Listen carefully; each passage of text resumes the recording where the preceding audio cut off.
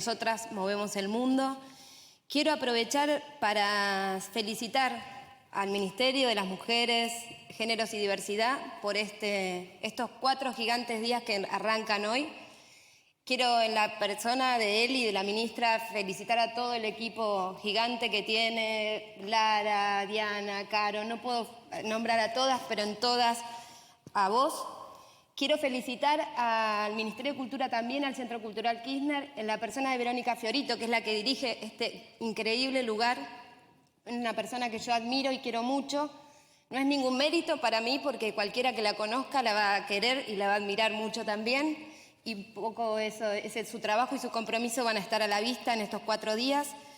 Quiero decirles que nos encontramos acá después de un año, exactamente, y en este año nosotras, las que estamos acá, no somos las mismas. Hemos tenido y nos han afectado situaciones que afectaron al conjunto de la sociedad. Este panel para mí es un orgullo en muchos sentidos, político, institucional, personal, afectivo, pero creo que hoy pensaba que este panel es posible porque hay un montón de mujeres heroínas en nuestra sociedad que han sido las grandes protagonistas de la pandemia. Porque por esa situación es que nosotras estamos acá también. Somos un emergente de eso que está pasando en la sociedad. Han sido las grandes heroínas, aunque también las grandes víctimas en muchos sentidos, han puesto el cuerpo en todos los sentidos posibles. Quiero decirles, esto tiene que ver con el primer eje, vamos a tener 2 ejes de debate, vamos a tener una primera ronda para que las compañeras puedan contarnos la experiencia de este último año de gestión.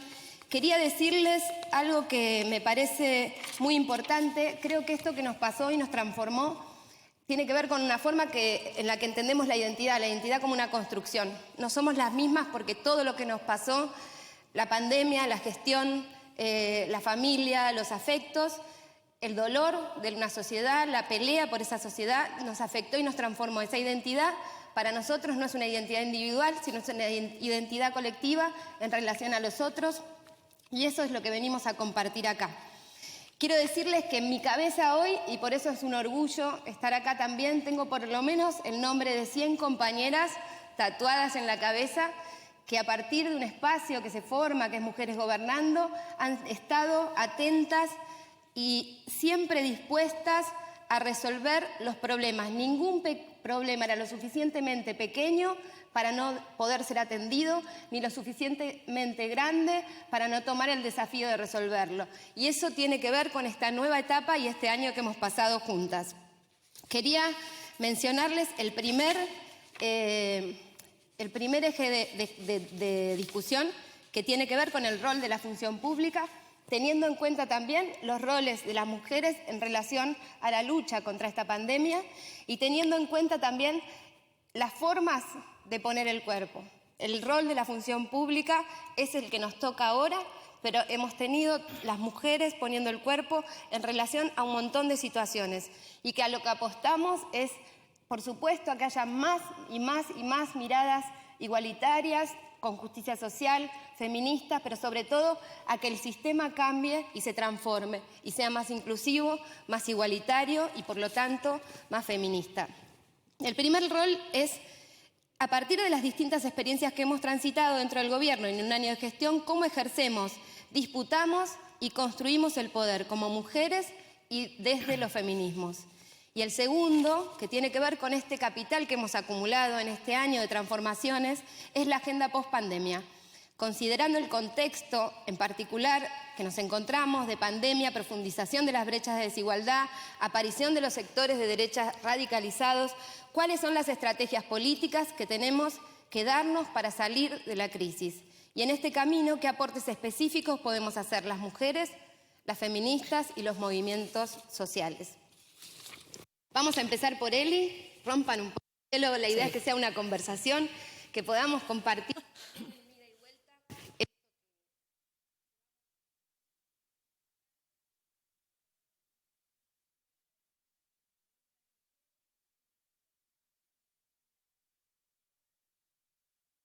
¿Mi micrófono? Creo que está fallando el micrófono. ¿Presto el mío?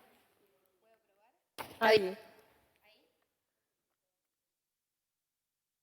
Perfecto, ahí está. Ahí está perfecto.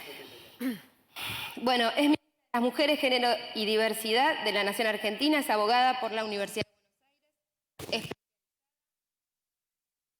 Dale. Sí.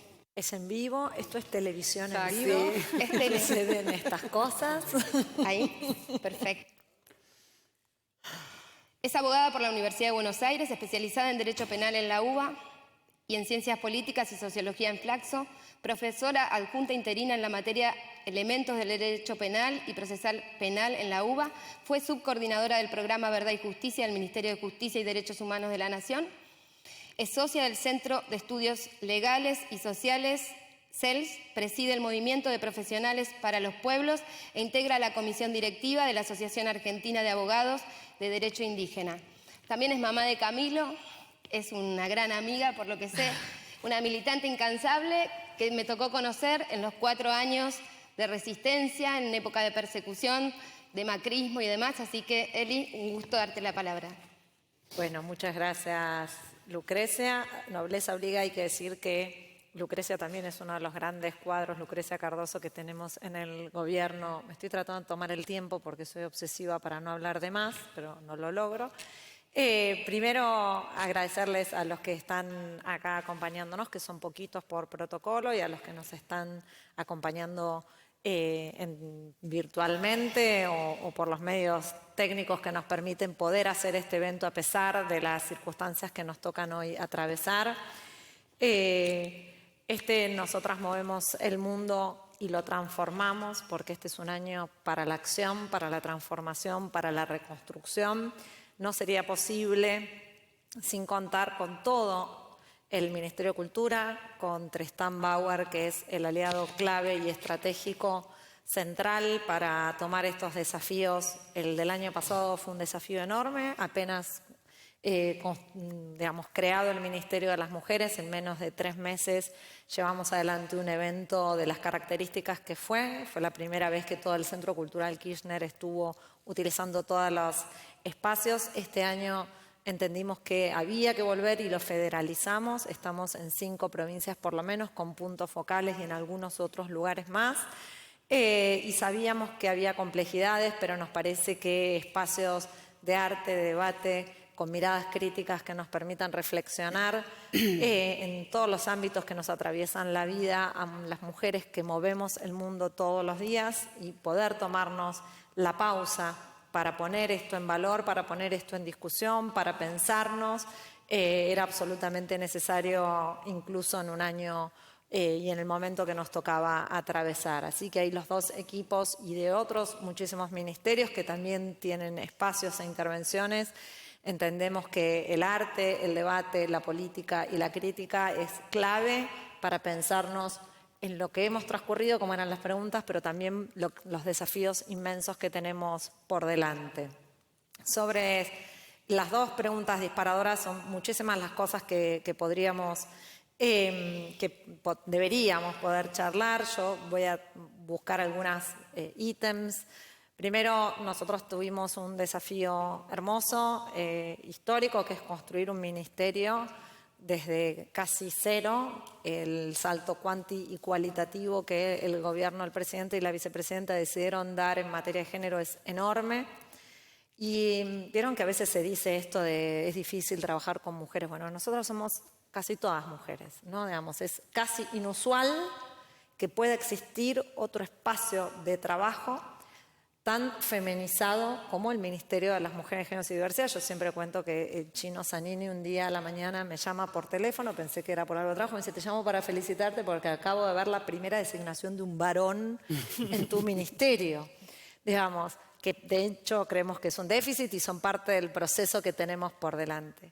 Pero no solamente trabajamos entre mujeres, lesbianas, gays, bisexuales, travestis, sino que centralmente trabajamos compañeras que somos feministas. Y esa para mí es una de las claves que nos permite poner en cuestión todo aquello que históricamente nos han dicho que las mujeres no podemos hacer o que no lo podemos hacer juntas, y claramente además pensar un espacio donde sí es un espacio de poder, sí es un espacio político, en donde algunas de las prácticas feministas que para nosotras son claves en cómo ejercemos, cómo disputamos el poder, estamos en unas condiciones, casi uno podría decir en un microclima casi ideal. ¿Por qué? Porque es un espacio que se crea de cero. ¿Por qué? Porque todos los equipos los armamos nosotras, entonces todos los problemas que podamos tener son nuestros. Que muchas veces cuando uno llega a algún lugar ya tiene una estructura, entonces no tiene muchas posibilidades, o lo que puede es, digamos, completar algunas partes de los equipos. Sabemos que estamos en el gobierno de la historia argentina que mayor participación de las mujeres ha dado. Estamos en un 37,5% según los datos que nos da la querida Ana Castellani, en relación a, digamos, a los altos cargos jerárquicos de la función pública.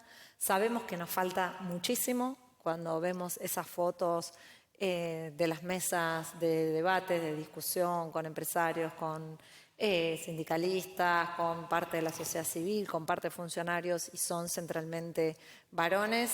Esa es una foto que nos obliga necesariamente a seguir avanzando hacia los caminos que entendemos nos pueden llevar pura y exclusivamente a una sociedad más igualitaria. Eso se ve, lo que nos falta se ve, y lo que nos falta es lo que nos obliga.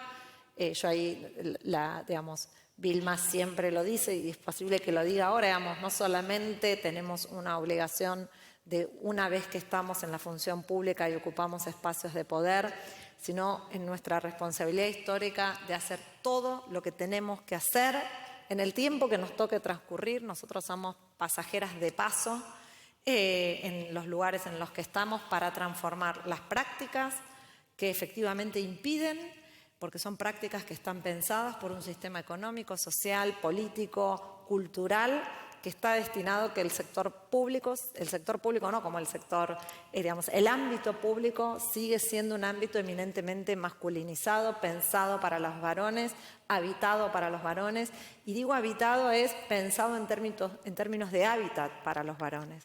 Los horarios, los modos de ejercicio de poder, los modos de que se trabaja la información en los propios equipos de trabajo, todos esos son modos absolutamente masculinizados, centralmente basados en lo que se conoce como la ética de la justicia.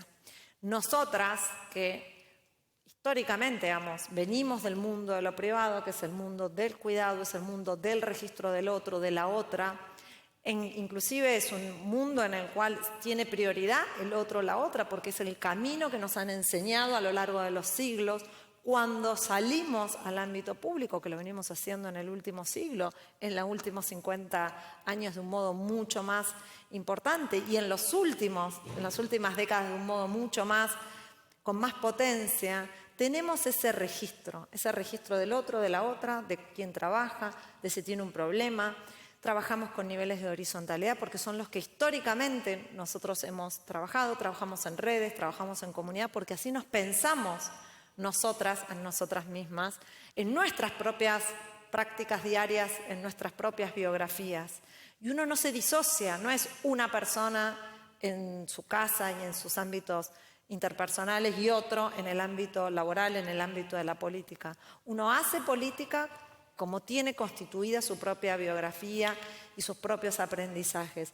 Nada más tremendo que la lógica de llegar a esos lugares y tener que sobrevivir en esos ámbitos utilizando prácticas que nos resultan centralmente ajenas. Todo esto habla de que no solamente necesitamos más mujeres, más lesbianas, más bisexuales, más travestis en los ámbitos públicos, sino que necesitamos que sean feministas, que puedan mantener sus propias prácticas, sus propias lógicas, esta ética del cuidado que nos coloca sin lugar a dudas en un lugar absolutamente diverso a las lógicas del poder histórico, que es un poder patriarcal, androcéntrico, y que nos permite centralmente sentarnos acá, nos falta Fer Raberta que estaba en una reunión, y sentirnos de algún modo que estamos entre amigas, aunque quizás hace un año yo solamente la conocía a Lucre, no teníamos relación, pero nosotras nos pensamos en lógicas distintas, y esa es la única lógica que nos va a poder permitir realmente transformar la política ¿Y por qué es esencial transformar la política? Porque la política moldea subjetividades. Y no hay otro modo que militar en política, que transformar los espacios en donde estamos en la política, llegar, ganar elecciones, llegar a los lugares, ejercer con la conciencia y la responsabilidad histórica esos propios lugares para transformarlos, no para llegar y repetir y hacer lo mismo, no para acumular poder, porque nosotras somos mujeres gobernando, que distribuimos, que no hay problema chico ni grande, al cual no los afrontemos juntas, porque eso es lo que nos va a permitir efectivamente vivir en otra clase de sociedad. 9 minutos. Bien, Perdón. te dejé 2 por los agradecimientos de Yapa. Bueno, muchas gracias, Eli. Ahí tomé algunas notas para la segunda ronda. Bueno, Vilma Ibarra, secretaria legal y técnica de la República Argentina, es abogada egresada de la Universidad de Buenos Aires. Su trayectoria recoge experiencias tanto en el ámbito público como en el privado. Trabajó en el Poder Judicial, fue secretaria parlamentaria en la Cámara de Diputados y luego prosecretaria de Coordinación Institucional del Senado.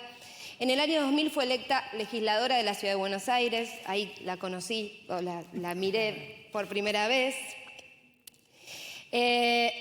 Renunció al cargo en el año 2001 cuando resultó electa senadora por el mismo distrito. En el Senado de la Nación presidió la Comisión de Legislación Penal. En 2007 fue electa diputada nacional e ingresó a la Cámara Baja, donde tuvo un rol destacado como presidenta de la Comisión de Legislación General al liderar la sanción de la Ley de Matrimonio Igualitario. Ya habíamos pasado ¿cómo se llama? La asociación, la civil en la ciudad. La Unión Civil en la ciudad. Que también fue de alguna manera impulsada por Vilma y otros legisladores.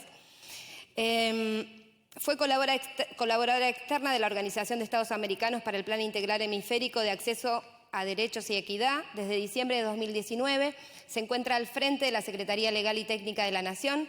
En mi caso, quiero decir que pude verla este año liderando de alguna manera la voz pública de todas y todos, expresada en momentos difíciles, en un contexto de adversidad, frente a medios y empresas en propiedad de esos medios que son hostiles, con una claridad enorme. Me llevo eso de este año y empujando las grandes conquistas en temáticas de género que también tuvimos este año y que hay que poner en valor. Vilma. Gracias, no sé si merezco la mitad de lo que Mucho dijiste, más, pero mucho más mereces. vamos. Muchísimas gracias, felicito a los organizadores y organizadoras del evento. Yo quiero venir a transmitir algunas experiencias en materia de función pública. Primero, ¿qué es ser feministas en el poder? Digo, en un poder público, ¿es una oportunidad? Claro que es una oportunidad. Y hay una segunda parte que es una enorme responsabilidad y hay un deber ético allí. Las que estamos acá sabemos las desigualdades, las vulnerabilidades de las mujeres y de las diversidades. La pobreza tiene más cara de mujer, tenemos la brecha salarial en contra, violencias, las atenciones, los cuidados, cosas que hemos trabajado mucho, no las repitamos, pero llegamos a un lugar con una responsabilidad institucional y tenemos que llegar sabiendo que tenemos una oportunidad y un imperativo moral de trabajar para terminar con estas desigualdades. El camino es larguísimo y yo me conformaría con que nosotras, como parte de un colectivo heterogéneo, diverso, de miles y miles de mujeres que han luchado a lo largo de la historia y del cual me siento parte y sintiéndome parte de eso, creo que llegar a un lugar de poder, de responsabilidad institucional, me obliga a trabajar para abrir puertas, para que haya menos mujeres pobres, para que la pobreza no sea 63% de pobres mujeres, para que no seamos 37% de mujeres en el ámbito de la riqueza. Son también los varones los que son más ricos y las mujeres más pobres, las mujeres más vulneradas en derechos, las mujeres más violentadas, las mujeres que nos matan en nuestra condición de mujeres, las mujeres que sufrimos violencias, las mujeres que somos discriminadas. Eso tenemos que hacernos cargo. pasar por la función pública implica hacernos cargo de nuestras responsabilidades como feministas. ¿Y por qué lo digo? Lo digo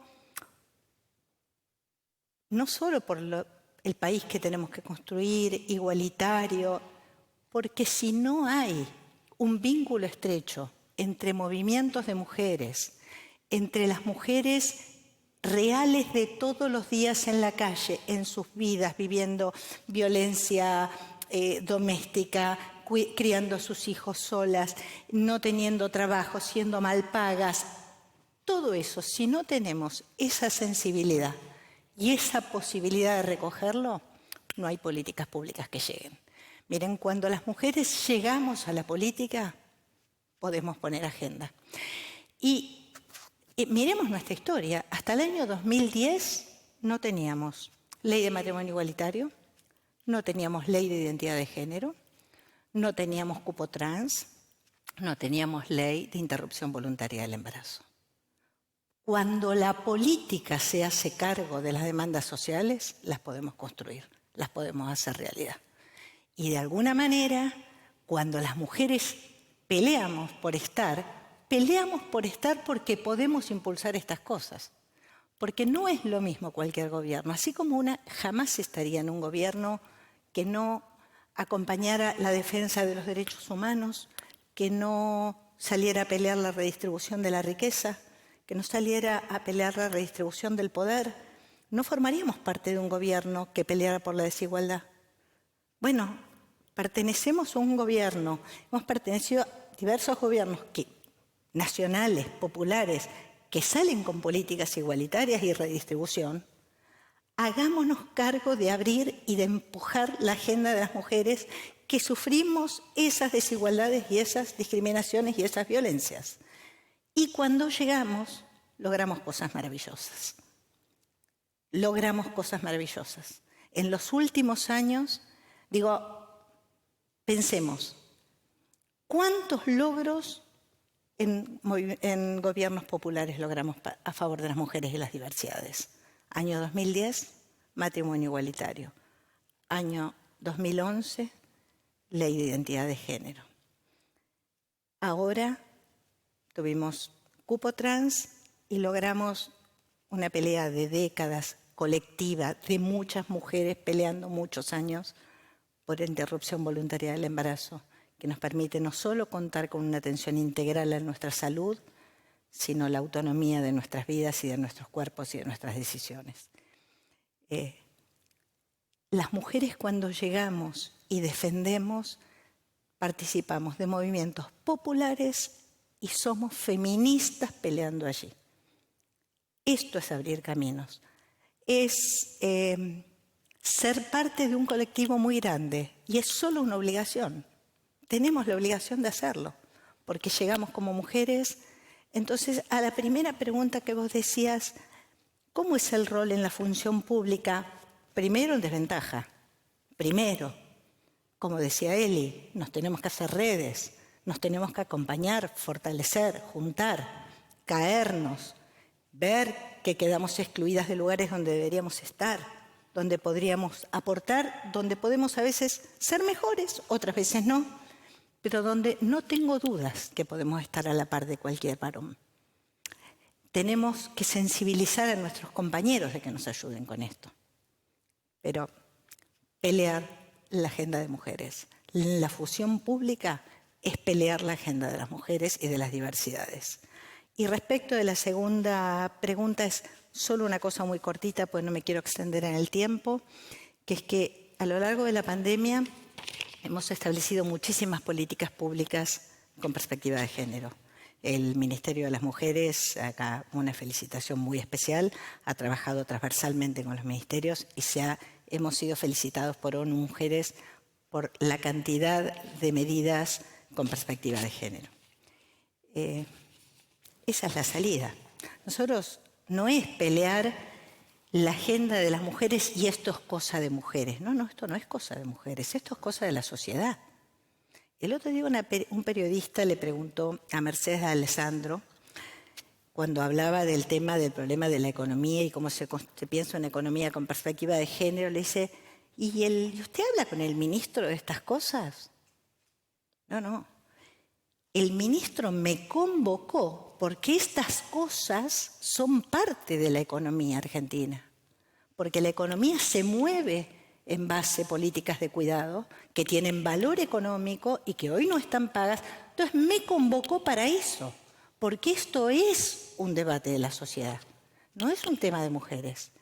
Lograr que la perspectiva de género esté en vivienda, en obra pública, en economía, en cultura, en salud, en la normativa de nuestro gobierno, eso es una construcción para una sociedad mejor. ¿Va a ser largo? Claro que va a ser largo. Va a ser largo, pero para eso estamos en el gobierno también, para que nuestra tarea siempre sea una tarea feminista. Muchas gracias, Vilma. Un gusto escucharte. Ahora nos va a hablar Cecilia Todesca Bocco, vicejefa de Gabinete de Ministros de la República Argentina. Es licenciada en Economía de la UBA y magíster en Administración Pública de la Universidad de Columbia en Nueva York, Estados Unidos. Ocupó distintos puestos técnicos de alta responsabilidad y en el Ministerio de Economía, en la Jefatura de Gabinete de Ministros y en el Banco Central de la República Argentina. En el exterior ocupó el cargo de Senior Advisor por la Argentina en la silla del Cono Sur en el Fondo Monetario Internacional y actualmente es vicejefa de Gabinete de la Nación. También una gran compañera de este año también.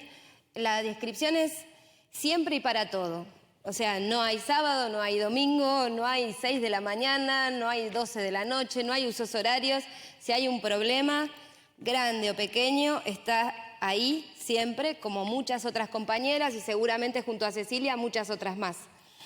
Y también para mí fue una de las voces más lúcidas también en el debate mediático, sobre todo en relación a la coyuntura económica, que fue consecuencia en gran parte de los 4 años de neoliberalismo y también del cuidado frente a esta pandemia. Y para mí resultó muy importante, y creo que ya se lo dije, en la forma de comunicar, en la empatía, en la humildad en relación al otro, al propio saber, la solidez de los argumentos sobre dónde estamos y hacia dónde vamos y por qué damos cada paso que damos. Así que es un gusto escucharte hoy, Cecilia. Gracias. Bueno, primero, ¿me tomas el tiempo, Eli? Sí. Yo tengo acá Segundo, también. Y haceme así yo preparé cualquier cosa. O sea que, bueno, ahí voy. Respecto de la primera pregunta, yo creo que, por lo menos en esta mesa, pero en muchas de las mesas en las que participo, soy la que menos experiencia tiene. Es decir, no he tenido nunca, no he sido una militante del feminismo.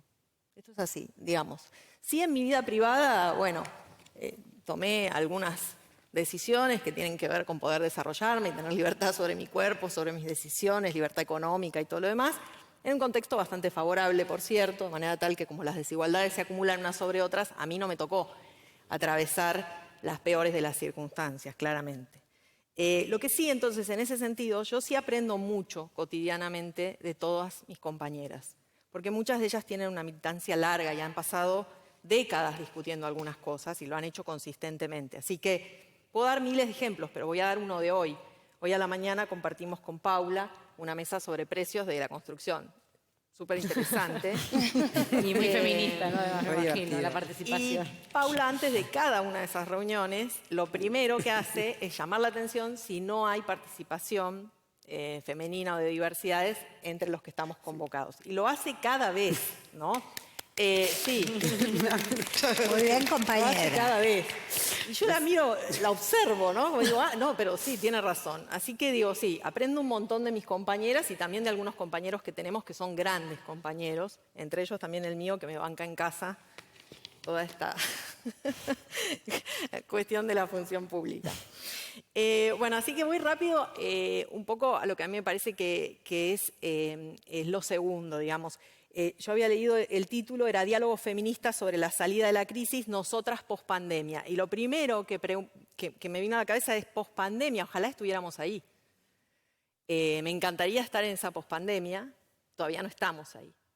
Y ha sido mucho más largo y mucho más difícil de lo que cada uno de nosotros imaginó al inicio. Entonces, la Argentina, cuando llega la pandemia, ya venía de una crisis muy fuerte, balanza de pagos. Y esto, balanza de pagos, ¿qué es? No importa, es el sector externo, es como lo medimos, pero lo que sí sabemos es que cuando hay bruscas devaluaciones, el salario real, todos los ingresos reales sufren. Es decir, podés comprar menos con el ingreso de tu casa. Y eso fue muy severo en los últimos 2 años del gobierno de Macri. A raíz de ese desorden macroeconómico, por supuesto, el país experimentó varias crisis en esos 2 años, una arriba de la otra. Y cuando estábamos intentando darle un marco macroeconómico y a la política económica en general distinto, aparece la crisis del COVID. Pero a mí lo que me interesa rescatar es que en esos primeros meses, nosotros asumimos el 10 de diciembre de 2019 y el 20 de marzo ya estábamos en el famoso ASPO, en esos meses, esas semanas, el gobierno desplegó una gran cantidad de medidas que luego han dado frutos a lo largo del 2020 y en el 2021. Solo un dato, porque es súper importante. Se recuperaron ingresos públicos, tributos, impuestos, progresivos, es decir, sobre los que más tienen, equivalente a 1 punto del PIB. Entonces, la recuperación que nosotros hoy vemos en la recaudación tiene que ver con esa modificación que hicimos. Y eso era absolutamente necesario en ese momento, porque veníamos de una baja de impuestos sobre los sectores de más altos ingresos, con la idea de que si me cobran menos impuestos, invierto más y entonces crecemos más. Ya toda esa historia la conocemos y tampoco dio resultado, así que no importa. Lo importante fue esa recuperación. Lo segundo fue la tarjeta alimentar. La evidencia de que si vos tenés varios saltos bruscos del tipo de cambio, los precios se te van al demonio y el salario sufre muchísimo. Entonces había un conjunto mucho más amplio de gente que ya no podía comprar los alimentos cotidianos, que es lo básico. Luego hubo un montón de políticas más, la refinanciación de las deudas de ANSES, bonos para jubilados, aguachi, y en el sector público, los trabajadores y las trabajadoras menores de ingresos. Pero digamos, nosotros ahí hicimos una plataforma, no sabíamos que se nos venía el COVID, eso fue después. Pero qué bueno que tuvimos esa plataforma. Y sobre esa plataforma vino el paquete COVID, en el cual no voy a entrar en muchos detalles porque ya todos de algún modo hemos estado expuestos a esa información, pero básicamente fueron los programas más grandes de la historia argentina en términos de política económica. Y ahí sí quiero vincularlo un poco con la primera pregunta. Ninguna de todas esas políticas, el IFE, el ATP, el bono salud, los créditos, todo tipo de créditos, el ATP, no solo salario complementario, sino los créditos para los trabajadores y las trabajadoras independientes. Todo eso es el resultado de un trabajo en equipo de muchísima gente, entre ellas muchísimas mujeres, que estuvieron, sí, disponibles sábado, domingo, feriado, a la mañana, a la tarde, a la noche, teletrabajando, WhatsApp, y también poniendo en juego el equilibrio de sus propias vidas personales, porque eso también es cierto. Muchas veces cuando hemos hablado entre nosotras, y también con nuestros compañeros varones, estamos un poco desbordados. Y sí, ha sido mucho, mucho trabajo, son políticas muy grandes, es el producto del trabajo en conjunto, sin duda. No podríamos haber hecho ni el IFE, ni el ATP, ni el bono salud, si no tuviésemos atrás. Hagan de cuenta que acá se hace una fila enorme de gente hacia atrás, que hacemos así y no vemos el final, porque es cada detalle. Además, estos son expedientes de la administración pública, en lo cual Vilma es súper experta. Esto además había que escribirlo bien, fundamentarlo, en fin, y todo eso se pudo hacer. Y ahí aparece otra cuestión, que es el rol del Estado. El rol del Estado en cuanto a los derechos básicos y el rol del Estado también como contrapeso de estos momentos en donde la economía se contrae. Cuando la economía se contrae, realmente al Estado le cabe la responsabilidad de reequilibrar. Por eso menciono ese aumento en el peso de los impuestos a los sectores de más altos ingresos. Entonces, la pospandemia.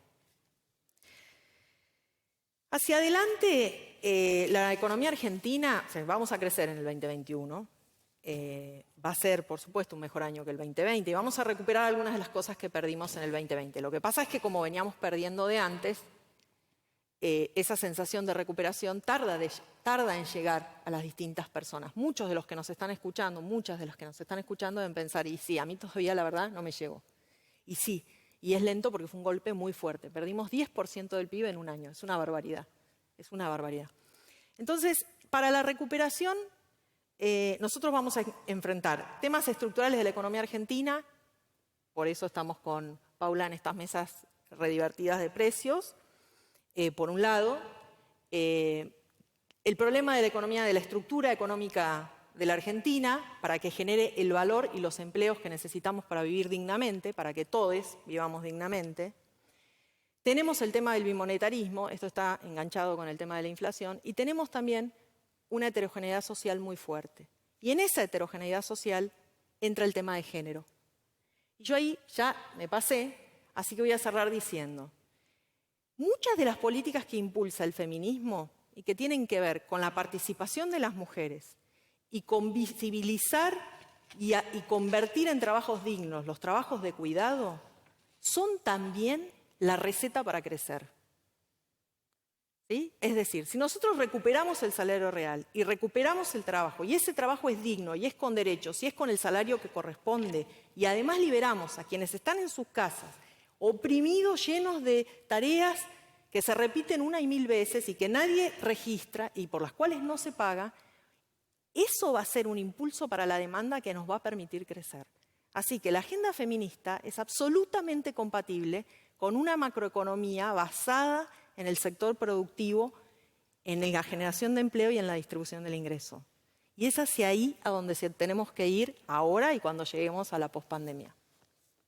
Muchas gracias, Cecilia. Podemos aplaudir. Gracias, chicas. Gracias. Todavía nos estamos reapropiando de los espacios públicos, ¿vieron? Estamos como... es el arranque. Gracias, Ceci. Vamos ahora con Cecilia Nicolini, es asesora presidencial. Es licenciada en Ciencias Políticas por la Universidad Católica Argentina, tiene un máster en Administración Pública en la Escuela de Gobierno John Fitzgerald Kennedy de la Universidad de Harvard, un máster en Comunicación Política de la Ortega y Gasset y un MBA en la IES Business School. Actualmente es asesora del presidente de la Nación, Alberto Fernández, e integra el Consejo de Asesores Presidenciales. Cuenta con más de 15 años de experiencia trabajando con gobiernos y organizaciones en América Latina, Europa y Estados Unidos, asesorándolos en temas de política internacional, tecnología e innovación. Lideró varios procesos electorales, incluyendo una campaña presidencial y una elección a un organismo internacional. Asesoró a gobiernos regionales y alcaldes en temas de innovación y tecnología y colabora con las instituciones para el desarrollo y la implementación de políticas públicas. Cecilia es además fellow en la Harvard Center for Democratic Governance and Innovation y en el MIT, se apagó otra vez, ahí estamos, y en el MIT Center for Collective Intelligence, donde aborda temas relacionados con democracia e innovación, participación ciudadana, asuntos internacionales y tecnología. Imparte clases regularmente en diversas universidades de Estados Unidos, España y América Latina y habla 5 idiomas. Yo tengo para Cecilia, a quien conocí hace un año también, y me sorprendió primero esas conversaciones, esa mirada, la amplitud de la mirada regional, de la que habla por supuesto su trayectoria, pero tengo grabada la foto de cuando junto a Carla Bisotti encabezó la delegación a Rusia para la negociación de las vacunas, y en esto que decía al principio me parecía que era la cristalización del rol de las mujeres de nuestra sociedad en los cuidados que habían exigido la pandemia, como que era la metáfora, digamos, de toda esa expresión de cuidados en nuestros niños, adultos mayores, las personas en el sistema de salud, las mujeres en el sistema de salud, en el sistema de enseñanza. También tenían un correlato en Cecilia y en Carla encabezando esa negociación. Era un espejo en el que mirarnos y sentirnos orgullosas. Así que, Cecilia, te escuchamos. Bueno, muchísimas gracias y gracias por la invitación. Obviamente es un honor aquí estar no solamente con compañeras, sino también ya amigas de la gestión. Lo primero es cuando uno escucha lo que uno hizo, que tiene que ver todo eso con vacunas, ¿no? Después, pero bueno, creo que esa es un poco también la capacidad que tenemos las mujeres para responder a los problemas más difíciles que se nos plantean y poder, bueno, trabajar y poner el cuerpo para traer soluciones. Y con respecto a la pregunta sobre, bueno, el rol de las mujeres y las funcionarias públicas, yo creo que tenemos un desafío, creo que uno de los más complejos de la historia, ¿no?, reciente que estamos viviendo con la pandemia. Y además siempre tenemos el doble desafío no solamente de hacer bien nuestra gestión como funcionarias públicas, hacer además una gestión que sea feminista para amplificar los derechos de las mujeres por los que tanto peleamos y sobre todo en el lugar donde estamos, como decía Vilma, con esa doble responsabilidad, sino también ocupar esos espacios de poder para que puedan llegar otras mujeres. No solamente con sus voces para amplificarla, pero sino también con su cuerpo, con su espacio. O sea, ese 30 y pico % del que hablábamos de las mujeres que ocupamos hoy puestos en la función pública se pueda ir multiplicando. Porque justamente creo que las mujeres que estamos en este gobierno no solamente somos un raviol en ese organigrama, sino somos una fuerza multiplicadora, ¿no es cierto? Y que es digamos, un envión que tenemos que seguir impulsando más allá de las próximas administraciones que vayan llegando y que continuemos trabajando. Y obviamente eso siempre tiene muchos desafíos. Siempre decimos que volvemos mejores, que volvemos mujeres, pero queremos que volvamos más mujeres aún, ¿no es cierto? Y que obviamente todavía nos quedan muchísimos desafíos. Todavía, lo decían muy bien acá mis compañeras, la política sigue siendo un terreno muy hostil para las mujeres. En el ámbito internacional ni te cuento, en el ámbito económico, en el ámbito sindical, o sea, sigue siendo muy hostil, no solamente por las formas, sino también por los horarios, también por la manera que tenemos que poner el cuerpo, defendernos y constantemente demostrar las habilidades que tenemos y las capacidades que tenemos para poder hacer valer nuestro trabajo y también el de nuestras compañeras. Porque si hay algo que aprendí en este año, creo, y lo voy a ejemplificar con dos casos, creo que esta situación así más íntima y dada la pandemia nos da para hablar de situaciones más personales, pero si hay algo que aprendí y que estoy segura es que para una funcionaria mujer y feminista, nada mejor que otra funcionaria mujer y feminista, ¿no es cierto?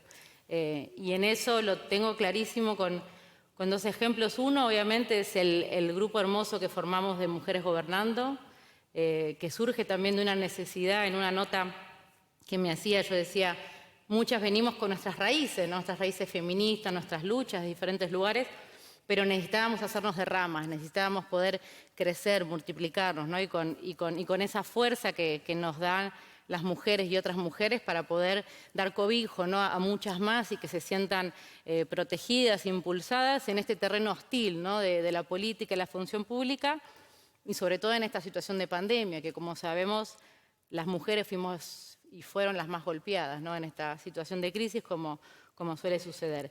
Y el grupo de Mujeres Gobernando, sin duda, como bien vos decías, Lucrecia, al inicio, es un oasis, es un espacio que con todas sus diferencias, su pluralidad, sus diferentes perspectivas o hasta procedencia política, genera un espacio de colaboración y cooperación que creo que yo nunca he visto en la política que se diera, ¿no es cierto? Y que creo que cada vez, incluso con muchas discusiones y diferencias, se va haciendo cada vez más sólido, ¿no? Y que esperamos que también esto se multiplique y sea de alguna manera un faro, una luz de realmente de cómo hacer política, ¿no?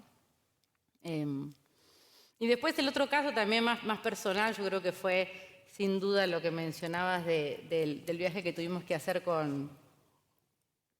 Me suele hablar de esto y ya me emociono. El viaje que tuvimos que hacer con Carla Bisotti, a la que todas creo que le mandamos un saludo porque está viviendo ahora, sí. Bueno, atravesando el COVID, pero trabajando incansablemente porque a todas horas nos toca hablar con ella. Que fue también, a veces decíamos ya fuimos 2 veces juntas, esta tercera tuve que ir sola por las circunstancias que ya conocen, pero qué suerte que tuvimos de haber podido hacer ese viaje juntas, ¿no? Y haber podido enfrentar esa misión juntas. Y yo creo que en parte quizás suerte, pero en parte no fue tanta suerte, sino justamente que durante la pandemia la colaboración que tuvimos entre mujeres fue excepcional y en todo sentido. Yo con Carla desde el inicio no nos conocíamos, nos conocimos... Me acuerdo en la reunión en el Salón Eva Perón de Casa Rosada, cuando se reunieron casi todos para decir el COVID-19 qué es, viene esta pandemia, cómo nos organizamos, y ahí la conocí a Carla y me pidieron por mi rol en presidencia que hiciera un poco de puente con el Ministerio de Salud y empezamos a trabajar. Y fue una conexión obviamente muy intensa porque, como todas también, era de mañana, de tarde, de noche, de fines de semana, de sacarle horas a los nuestros, de poner el cuerpo como ponemos las mujeres en todas estas peleas, ¿no? Y en el viaje, obviamente, tuvimos situaciones muy difíciles, situaciones de mucha incertidumbre, situaciones de muchas risas. Carla tiene un humor espectacular que hace que a mí me tocaba la parte difícil de la negociación y encima con los rusos, y a veces cuando me pongo tenso, me concentro, me voy muy para adentro. y me quedo muda y Carla siempre con sus risas y sus chistes me hacía relajarme y poder enfrentar la próxima negociación de una manera única. Entonces siempre digo que este tándem no hubiera sido posible lo que pudimos hacer si no era por este trabajo juntas también como mujeres, y ni hablar de todo el apoyo que teníamos del grupo y de nuestras colegas en todo momento. Creo que fue único, ¿no? Y con situaciones obviamente también, como les decía, muy difíciles, de levantarnos a las 4 de la mañana por una situación médica, ir a urgencias, con Carla, despertar a medio hotel para que consiguieran lo que necesitaba, llamar a medio mundo, o sea, cosas que realmente ponen de manifiesto que hay que ir con todo, ¿no? y a fondo, y sobre todo cuidándonos en todo momento, ¿no? Cuidándonos en el aspecto personal, en la salud, y obviamente en la cuestión política también, ¿no es cierto? Porque estábamos haciendo algo que generaba mucha responsabilidad.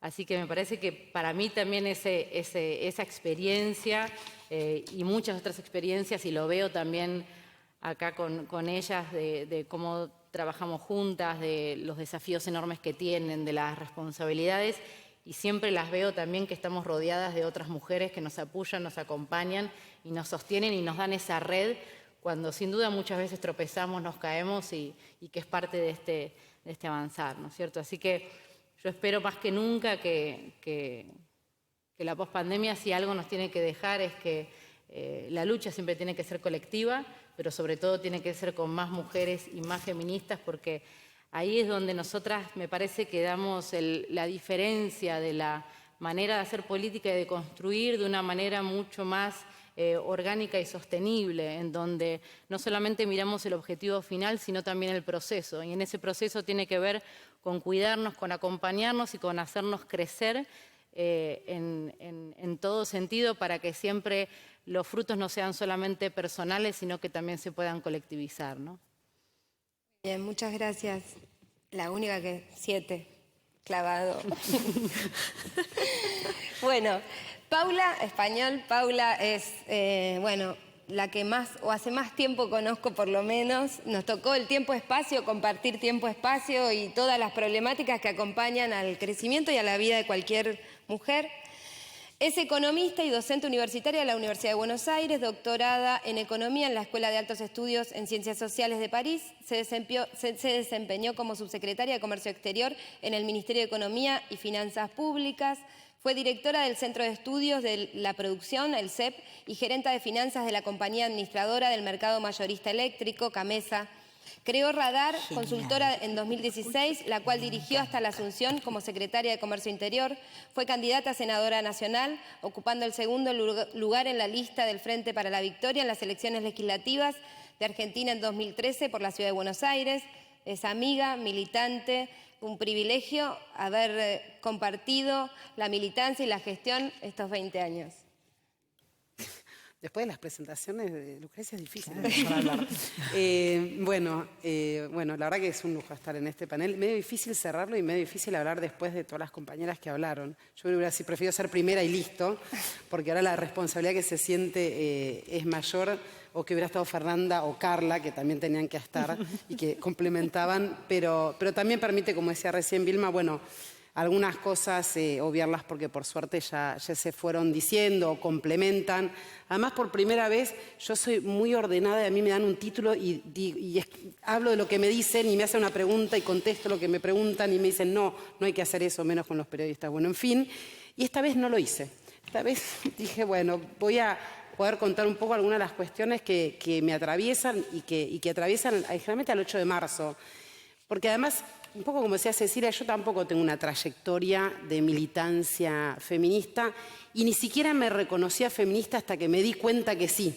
Creo que me fui reconociendo con el tiempo y con muchos 8 de marzo, que en realidad lo que empezaron a hacer, digo, de transformarse de esa cosa absurda de que te regalen una flor, a ir transformarse y entender para qué sirve el 8 de marzo, que es una fecha, todos los días son el Día de la Mujer, ¿por qué no existe el Día del Hombre? Todas estas pavadas que siempre surgen alrededor del 8 de marzo, y es porque creo que nos permite una vez más reflexionar sobre una realidad categórica, que existe una enorme desigualdad de géneros y una enorme desigualdad que transitamos las mujeres, histórica, política, social, con una raíz muy profunda que se suma a las desigualdades económicas y a todas cuestiones que ya fuimos diciendo. Y entonces me parece que eso es el 8 de marzo, es volver a pensarnos en una construcción que tenemos todos los días, pero que nos permite hoy sentarnos y cada una ir contando determinadas experiencias, poner en valor las situaciones que vivimos, cómo podemos ir fortaleciendo nuestro feminismo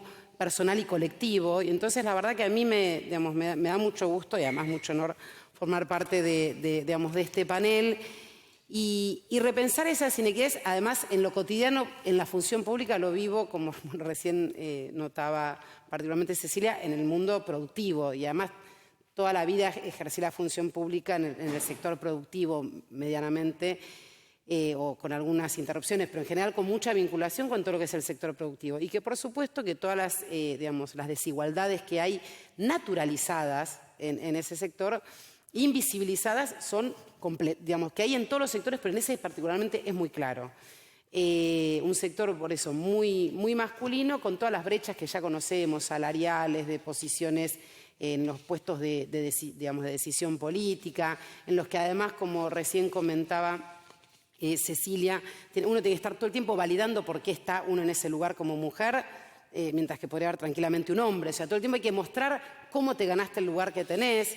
Y por eso yo cuento una otra vez esta anécdota, es decir, que cuando invito a que vengan mujeres a las reuniones de esta manera, que a veces me da vergüenza porque me siento un poco repetitiva, digo, uy, otra vez me van a mirar como la loca que pide mujeres en las reuniones, pero al mismo tiempo porque la argumentación es porque siempre te dicen que las hay, bueno, que vengan, y además porque justamente digo, y si no son las más calificadas, digo, del mundo, por decirlo de una manera sutil, que vengan igual, porque tiene que ver con eso de que los hombres, si son o no calificados para el puesto, da igual, están ahí y vienen, mientras que las mujeres, si están en un puesto, tienen que haberlo mostrado de una manera muy importante, con una alta trayectoria y con muchos papeles y demás. Entonces, me parece que eso es como una pequeña lucha cotidiana que tenemos y que creo que además es lo que siento que de alguna manera, viendo la lucha de las mujeres feministas y viviendo las situaciones, me ha transformado en lo cotidiano y en el ejercicio del feminismo, que también creo que es importante como mujeres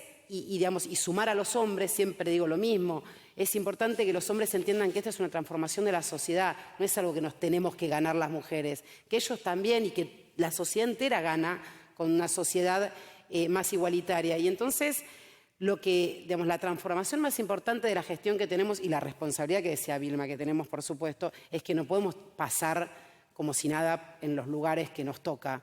Y tiene que ver con llamar la atención, tiene que ver con a la hora de formar los equipos. Creo que el feminismo en la función pública se ejerce hacia adentro y hacia afuera. Me parece que es hacia afuera es porque uno lo visibiliza, involucra al otro también a la hora de decir, bueno, las mujeres formamos parte y entonces necesitamos que también el sector productivo o todos los interlocutores de la sociedad civil y de las representaciones entiendan que también ahí tiene que estar. Entonces lo ejercemos en las políticas públicas, algo sobre lo que voy a detallar un poquito más, pero cuando digo hacia adentro quiere decir también hacia nuestra vida, no personal, sino al ejercicio de la función pública, a fortalecer los equipos de mujeres, a darle lugar a las mujeres, a impulsar el feminismo, el feminismo en los hombres suena raro, pero decir, a hacer formar parte de los hombres. A mí me encanta, que yo siempre lo digo también, pero mi subsecretario también en las reuniones dicen por qué no hay mujeres.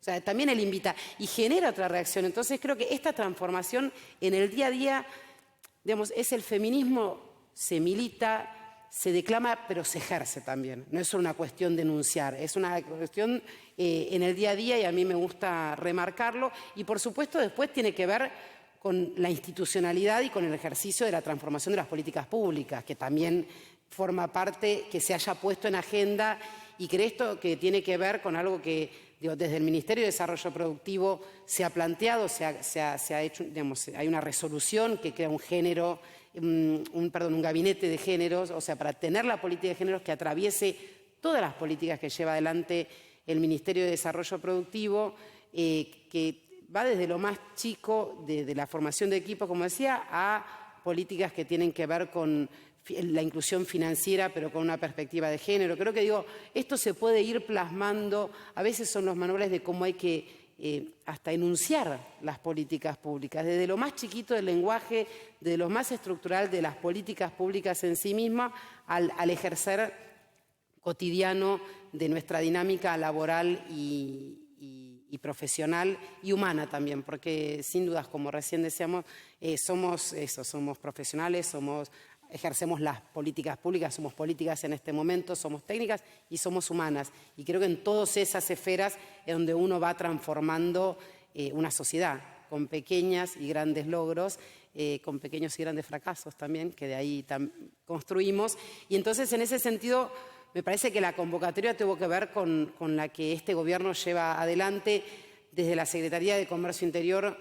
Desde un inicio, como les iba contando, fuimos implementando, poniendo en práctica políticas de género y el feminismo en los hechos, y a veces con cosas muy chiquitas, que puede ser que en la canasta de precios cuidados haya productos de gestión menstrual, que antes no había, bueno, hay 17 hoy. Entonces, desde esas pequeñas cosas a darle una visión particular a la cuestión de género en la respuesta a temas de defensa del consumidor, a temas varios que hacen a la defensa de las mujeres como consumidoras, que son vulneradas no porque consuman algo, sino por el hecho de ser mujeres, o para el colectivo LGTBI también, que ven vulnerados sus derechos como consumidoras o consumidores. Entonces ahí también podemos ir implementando este tipo de políticas, y por supuesto en algo muy reciente, pero que fue producto de largas décadas de lucha, que es la implementación del IVE. Es increíble cómo desde las esferas más diversas podemos empezar, y nosotros desde la Secretaría,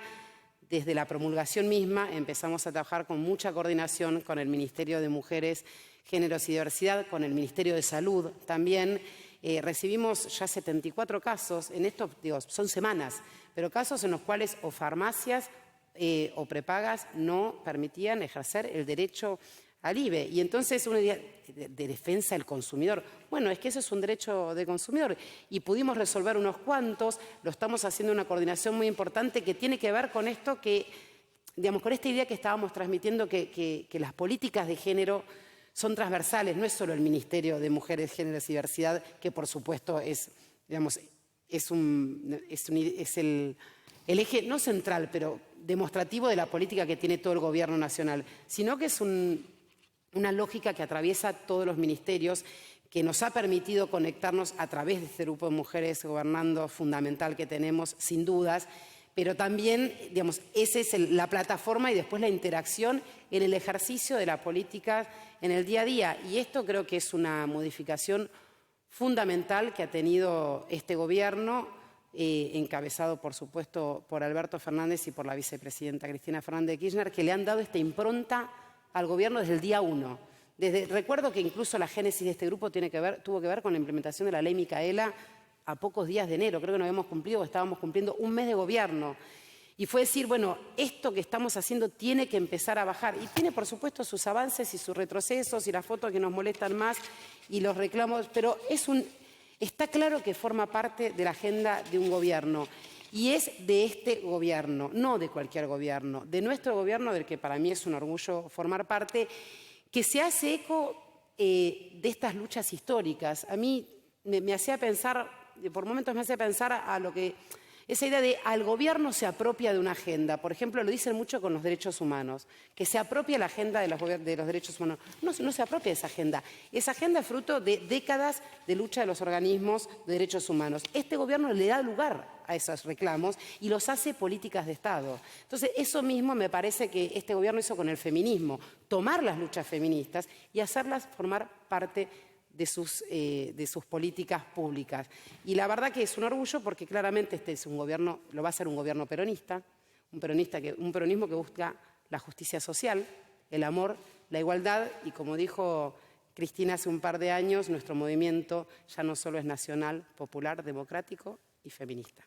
Muchas gracias, Paula. Se puede aplaudir, ¿eh? Muchas gracias. Yo quería hacer un recorrido. Seguramente hay muchas compañeras, compañeros en la sala argentina del Centro Cultural Kirchner, donde estamos, y del otro lado de la pantalla con ganas de estar en mi lugar ahora y poder hacer alguna otra repregunta Así que voy a tratar de hacer honor a esa responsabilidad también. Eli nos habló de construir gestión, construir un ministerio, ¿no? Construir gestión, construir una estructura de representación, el desafío que representó esta construcción, las compañeras feministas, cómo se disputa el poder, la responsabilidad histórica, citando a Vilma, que tenemos hoy, el replantear los modos masculinizados que ordenan la vida real, no naturalizarlos, preguntarse permanentemente este trayecto, porque lo importante, como decía Cecilia, no es el proyecto, sino el trayecto en el que estamos todas, es muy importante a la hora de reflexionar las herramientas que vamos a tener a futuro. Mi repregunta pequeña es, en esta etapa de pospandemia, expusiste algunas prioridades, digamos, en relación a que haya más mujeres o más mujeres y varones con mirada feminista, dispuestas a transformar este sistema patriarcal, más allá de que sean hombres o mujeres. ¿Y cuáles serían estas prioridades hoy, digamos, parados en la Argentina de marzo de 2021?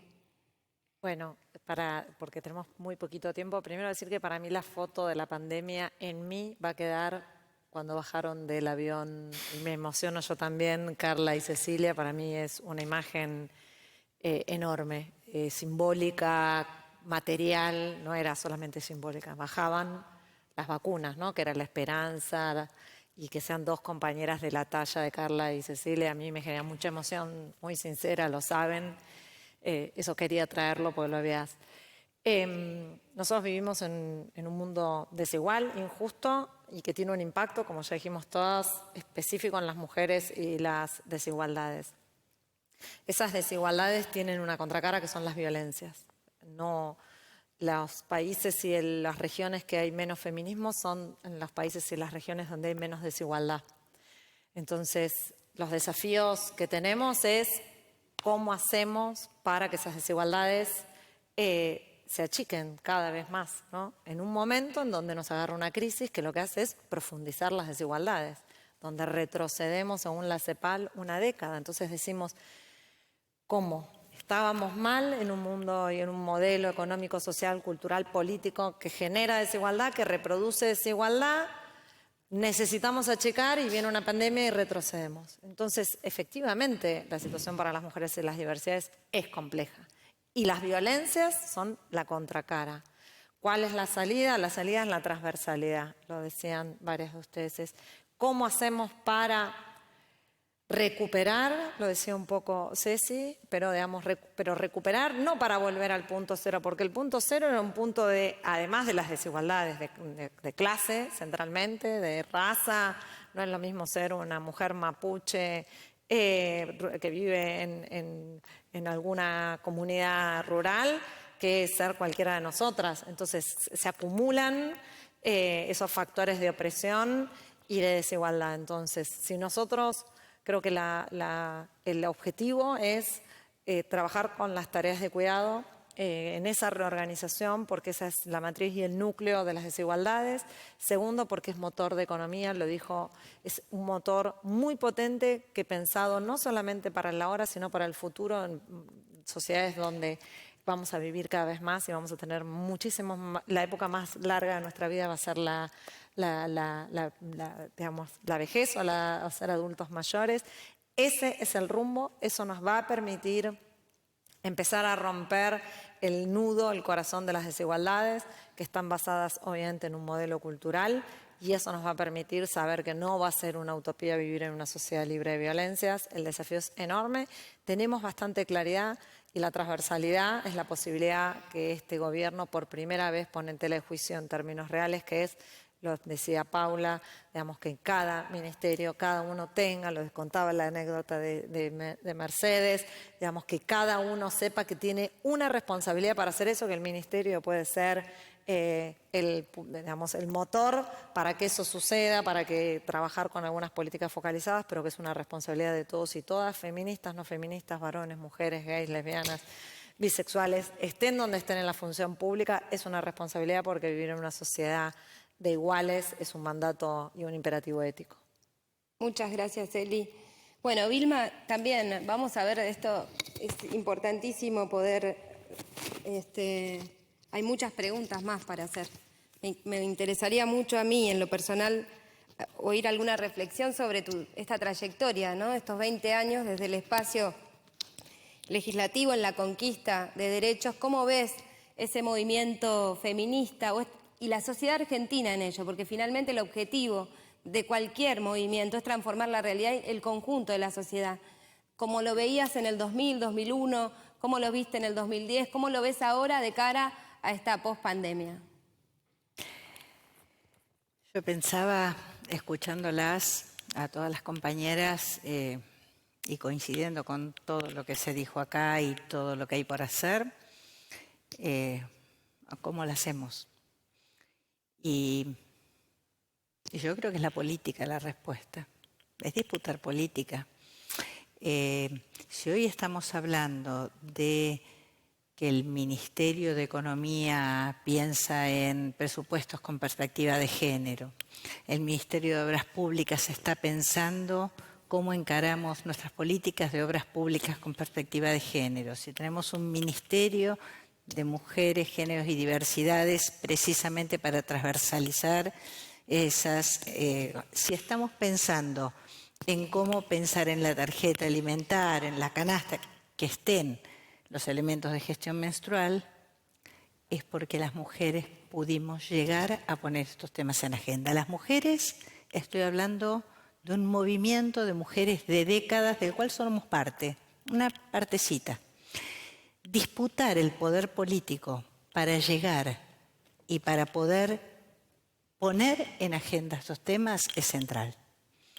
Yo insisto, es la política la herramienta para los cambios. Decía recién Cecilia, el valor económico y lo que importa para poder impulsar la economía, darle este valor real al trabajo que hoy no está remunerado. ¿Quién lo pone en agenda? ¿Quiénes venimos hablando de esto? Los movimientos de mujeres. Entonces, y yo vuelvo a insistir, en el 2018 también había movimientos de mujeres peleando en la calle. 2 millones de mujeres llegaron a estar en la calle reclamando la IVE, y no lo logramos. ¿Por qué? Porque había un poder político que no recogía esa agenda. Nosotros tuvimos en el 2010 la posibilidad de matrimonio igualitario, identidad de género, muchas otras cosas. Amas de casa, jubilaciones, la ley de personal doméstico, montones de leyes que... Lo que yo digo es la política la respuesta. Es ir a pelear eso. No es ni en cualquier proyecto político, ni es sin mujeres que peleen por estas luchas históricas de los movimientos de mujeres. Los movimientos de mujeres y los feminismos, de alguna manera, son movimientos diversos, heterogéneos, muchas veces contradictorios, por eso son maravillosos, porque tenemos nuestras infinitas formas de ser feministas.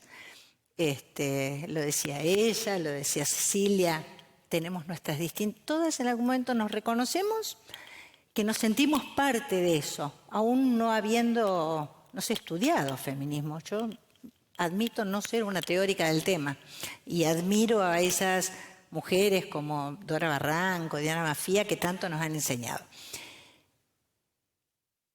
Pero salir a disputar la política es central. Entonces, solo digo, juntémonos, armemos redes, porque cuando las mujeres llegamos a las políticas, a la política, a los lugares de poder, podemos transformar. Y eso se ve. Es eso.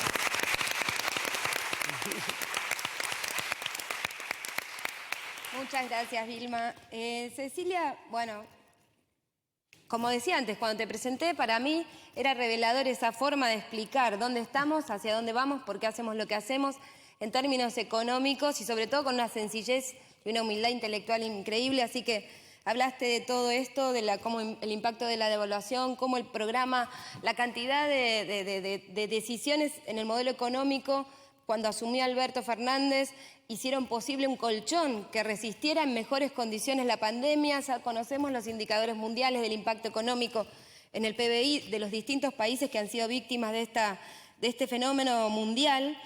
Y entonces dijiste dos cosas, una en términos personales, que era el tema que tomamos en algún momento de esa identidad que se fue cambiando, fue transformando en relación a tu encuentro con otros y con otras que tenían una mirada feminista, darte cuenta o reconocerte en eso también.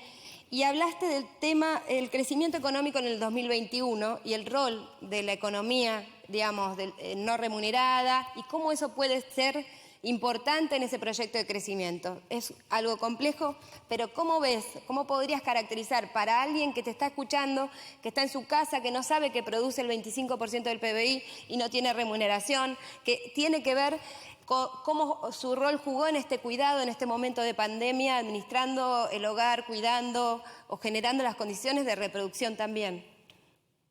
Sí, creo que lo que hay que tener claro hacia adelante es que cada una de las políticas públicas que se piensan tienen que tener una mirada que permita desnaturalizar estas desigualdades e incorporar la visión de género. Entonces, hemos tenido políticas que y son muy recientes.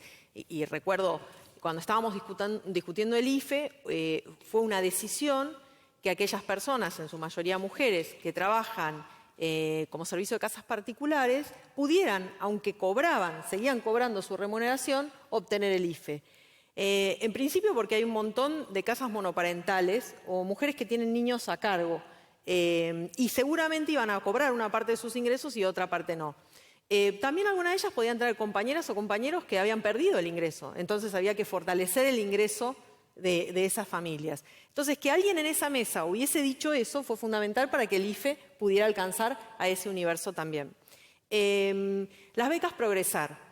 Las becas Progresar se le está dando ahora prioridad a mujeres en un periodo de tiempo más largo.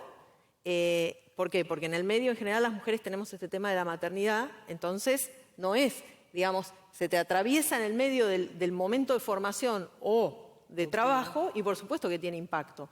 Y darle prioridad a las mujeres que tienen a su cargo niños menores de edad, porque claro, es el momento en el que tenés más demanda de tareas de cuidado y al mismo tiempo generás menos ingresos por esas mismas demandas y necesitas más ingresos porque tenés varias bocas más para alimentar y cuestiones de salud y bueno, lo que es la evolución de una familia. Entonces, las tareas de cuidado, hay un equipo grande ya trabajando, un montón de... Acá atrás se mueven, ¿viste? Son fantasmas.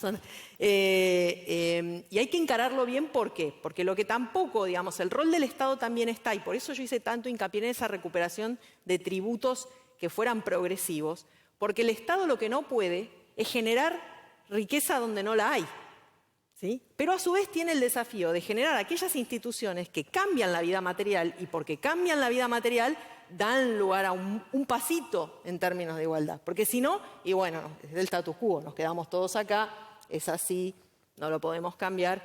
Entonces, la tensión que tiene la política económica es cómo ir teniendo la creatividad por un lado, la oportunidad política, la calidad técnica, para ir armando estos dispositivos de manera tal de armar una escalerita donde no hay nada, digamos, donde si no te caes al vacío, ¿no? Y tengamos, digamos, la verdad, cuando el Estado argentino es un Estado muy capaz, que está formado por todas las personas que trabajan en el Estado. Hay especialistas en lo que ustedes quieran. Yo siempre digo, cuando hay visitas de organismos internacionales y te vienen con la asistencia técnica de no sé qué, yo digo, mira, nosotros podemos hacer la asistencia técnica que vos quieras. O sea, digo, no es una cuestión realmente hay especialistas en todo lo que uno busque. Entonces, tenemos los elementos, tenemos las cabezas para que cada una de estas políticas nos haga generar instituciones. Es como cuando de repente se dijo, mira, si vos durante tu vida, la economía argentina ha tenido muchas crisis, durante esas crisis la gente cae el nivel de actividad, cae el empleo, caen los ingresos y vos dejás de aportar para tu jubilación. Entonces hay un momento donde alguien dijo, bueno, pero mira, hay tanta gente que no se va a jubilar, esto es un problema macroeconómico. Entonces acá lo que vos tenés que hacer es otorgar un derecho por el solo motivo de que vos fuiste trabajador, aunque no hayas podido aportar y aunque hayas estado desempleado por partes de tu vida, y tener un ingreso para tener una vida digna. Esa nueva institución de una jubilación que no tiene que ver únicamente con el aporte individual que yo hice, porque yo aporté y vos no. Puede ser. El problema es que vamos a llegar juntas a esa etapa y tenemos que vivir en el mismo territorio, en el mismo país. Y estamos mejor si las dos tenemos un ingreso, ¿no? Y eso cambió. Eso cambió la materialidad de la Argentina. Como esta hay muchos ejemplos. Entonces, esas son las cosas que se nos tienen que ir ocurriendo para dar ese pasito y no en un salto al vacío, sino dándole también un equilibrio desde el punto de vista fiscal, porque obviamente el Estado puede gastar solo una parte, lo que genera y aquello que se endeuda, pero que sea sostenible en el tiempo, ¿no? Un poco largo. Genial, No, genial. buenísimo. Muchas gracias.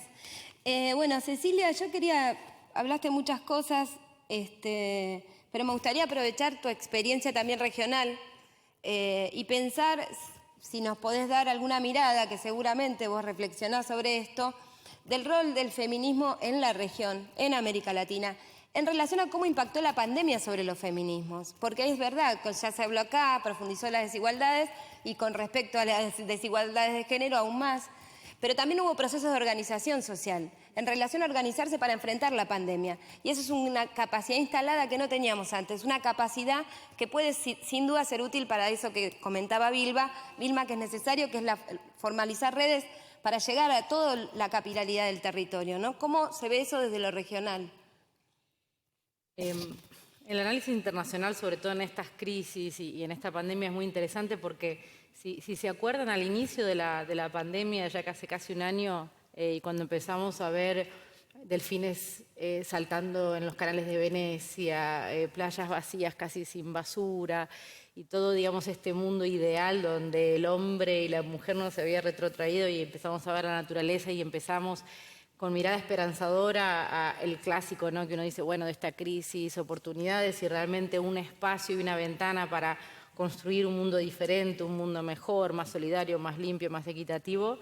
Creo que con el devenir de los meses se nos cayó todo, ¿no? Y nos olvidamos de ese futuro divino, hermoso y diferente, porque hemos visto que en las crisis pueden surgir los mejores actos de heroísmo, de solidaridad y cooperación que hemos visto y que sobre todo también hemos visto durante la pandemia en grupos de mujeres organizados, colaborando y apoyándose en las situaciones más críticas, pero también vemos el egoísmo y la mezquindad que hemos visto en donde, desgraciadamente, lo que sucede también en las crisis es que este desacople que tenemos de producción de riqueza y de distribución genera una brecha aún más ancha de desigualdad, ¿no es cierto? Y que sobre todo también recae en las personas más vulneradas, que obviamente son las mujeres y en la región mucho más que antes, ¿no? Y si lo llevamos al territorio de las vacunas, que es lo que estuve trabajando en los últimos meses, lo vemos de una manera exasperante, la mezquindad en la cual países desarrollados acaparan mayor cantidad de dosis por habitantes que quizás no van o que seguramente no van a usar, pero por el solo hecho de llegar primero y no tener una mirada redistributiva desde el inicio de solidaridad y cooperación, te genera muchísima frustración, ¿no? Entonces, ¿cuál va a ser el devenir de este mundo post-pandemia que al principio pensábamos de una manera con mucha ilusión? Viendo la realidad, ¿no? De lo que sucede con el bien ahora más preciado, que es la salud de la gente y que es una vacuna para poder salir de esta pesadilla. Y América Latina sin duda es y va a ser la región más golpeada. Ceci seguramente tiene esos números muy a mano, pero bueno, la CEPAL habla también de pérdidas de empleo y de puntos del PBI y sobre todo que golpea a las mujeres, estos grupos vulnerados como nunca antes en casi los últimos 100 años de historia de la región. Entonces que se ve con muchísima preocupación, ¿no? Y ahí, bueno, obviamente, de alguna manera, ¿no? el orgullo de nuestro gobierno y del presidente de ser también esa voz en el G20, muchos foros internacionales, de hablar de la necesidad de tener un acceso público, gratuito y restricto de las vacunas, de todos los bienes que necesitamos para poder sobrevivir esta crisis y en un marco en donde las vacunas siguen siendo escasas, a la vez poder ayudar a otros países que no tienen ese mismo acceso que puedan hacerlo, como hemos hecho en algunas ocasiones y seguiremos siendo.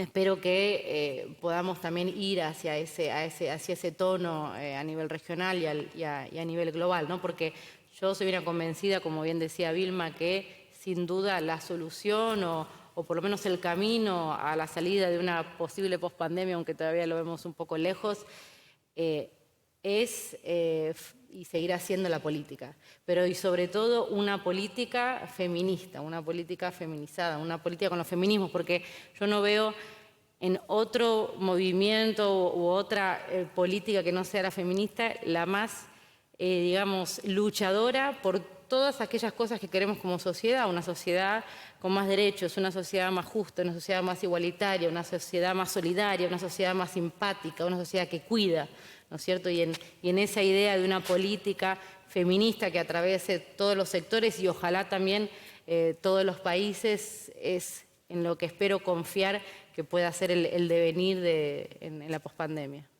Buenísimo. Muchas gracias, Cecilia. Y bueno, Paula, vos te voy a hacer una más personal, perdón, pero es como dijiste, no traje el PowerPoint con los números que siempre preparás y siempre nos ilustran en todo sentido. Vos ocupaste cargos, bueno, hablaste de la validación de las mujeres, el triple esfuerzo para lograr las mismas condiciones, la misma percepción por parte del sistema, y hablo de mujeres y hombres con miradas que no son feministas, con miradas patriarcales. En eso no hay una definición, lo femenino no es exclusivo de las mujeres ni lo masculino de los hombres. Entonces, también poner en valor eso que dijiste. En estos 4 años vos ocupaste un lugar parecido en relación a la interacción con los actores económicos de nuestro país.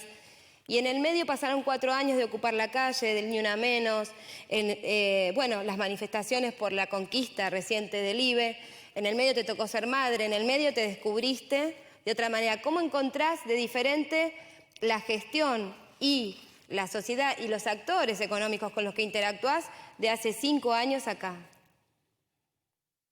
A los actores, a los interlocutores, uno podría pensar, trato de pensarnos quiénes estamos diferentes y qué nos dejó estos 4 años de mucha lucha en la calle, de todo tipo, feminista, no feminista, social, económica. Nos tocaron todas las luchas en la calle, de muchos aprendizajes también, la maternidad en el medio también, que lleva su tiempo. Y a mí me parece, hay un cambio, pues estaba tratando de pensar, por más que no es exactamente el mismo lugar, son los mismos pasillos de hace 4 o 6 años atrás a los de ahora, bastante los mismos interlocutores, que algunas veces los vi con cara de contentos ahí en noviembre del 2019 y les dije, miren, chicos, porque eran todos hombres, no se alegren tanto, que tarde o temprano somos jóvenes, o sea que tarde, o por lo menos era mi caso hace unos cuantos años, nos vamos a volver a ver en algún momento. Y más allá de las cuestiones políticas, yo creo que hay un leve cambio que tiene que ver con las luchas de las mujeres, por un lado, y que tiene que ver con esa cuestión muy explícita por parte de la gestión política, de presidente, vicepresidenta y todas las que estamos y todos los que estamos en los cargos, que una y otra vez van visibilizando el tema. Entonces, yo recuerdo en esa época que me decían, chiquita, en un momento me agarraban la mano y me decían chiquita, y yo decía, pero, viste, te van a decir, no, señora subsecretaria o secretaria, que queda medio feo en la situación, pero hay algo que decir, a ver, ¿en qué momento chiquita? No, pero digo, esa desvalorización, aparte digo, por la edad y por el género y por ser mujer, cuando uno en general estaba imponiendo la decisión del Poder Ejecutivo Nacional, del Estado, a hombres mayores, eso. Entonces realmente como que la oposición se hacía muy fuerte y en ese sentido creo que la mejoría uno podría decir que fue leve, pero no es que porque estos años pasó mucho a nivel político, en esos 4 años, está claro que los 4 años de gestión del macrismo no creo que haya habido ninguna diferencia porque claramente no había esa vocación, insisto, de justicia social, de equidad y de feminismo como política pública, como política de Estado. Entonces no creo que haya sido ese el resultado de esta leve mejoría, sino las calles y la lucha, que de alguna manera van generando impronta. Digo, las jóvenes, que a nosotras mismas nos van corriendo, transformando, y eso de alguna manera tiene cierta permeabilidad en toda la sociedad. Entonces creo que en esos 4 años que pasaron fue más la calle que hizo leves transformaciones y creo que ahora nosotros la responsabilidad es de ponerle un acelerador a esa transformación. Es decir, antes fue pasando de una manera como natural, digamos, o las transformaciones sociales llevan tiempo. Llevan un tiempo. Ahora, si el Poder Ejecutivo Nacional toma la definición de que sea una política pública, es un catalizador importante del proceso. Entonces, creo que ahí el desafío nuestro, la responsabilidad, como se dijo otra vez, es enorme. Porque es que hacer de esas luchas en la calle y de las mujeres y de los hombres feministas y todos los géneros feministas, volcarla en la ejecución de la política pública y empujar estas transformaciones, que por eso digo, iban leves. Yo creo que nuestra responsabilidad es que vayan mucho más rápido. Muchas gracias, Paula. Bueno, para terminar, un lujo. Me imagino que pongo en mis palabras las de todos los compañeras y compañeros que están acá presentes y del otro lado, para cerrar un gran reconocimiento a Carla Bisotti, que iba a estar presente, obviamente, en esta mesa. Nuestra ministra de Salud. Hay dos cosas que definen a las dos mujeres, para mí, que no pudieron estar. Una es Carla Bisotti, ministra de Salud, la otra es Fernanda Raberta, que tiene sobre sus hombros la responsabilidad en la implementación de muchas de las políticas de asistencia que requirió el cuidado de la pandemia. Carla, el cuidado sanitario; Fernanda, la implementación de las políticas de casi todos los ministerios hemos puesto en marcha. La pasión de las dos. Tenía anécdotas para presentarlas a las dos, su pasión las describe, así que les pido, por un lado, un aplauso para ellas. Por otro lado, un aplauso para todos, todas las mujeres y hombres con perspectiva de género, con una mirada feminista, que no quiere decir otra cosa que más igualdad, más justicia social, más empatía, más afecto, más consideración sobre el otro. La idea de trama social, no de individuos, lo colectivo, lo comunitario, que hacen posible el día a día sostener a la Argentina. En las casas, con el cuidado, en las escuelas, en los hospitales, en el Estado y en cada uno de los equipos que dan respuesta a esta situación que estamos atravesando, y que de esta situación vamos a salir sin duda más fortalecidos. Quería pedir un aplauso para todas ellas.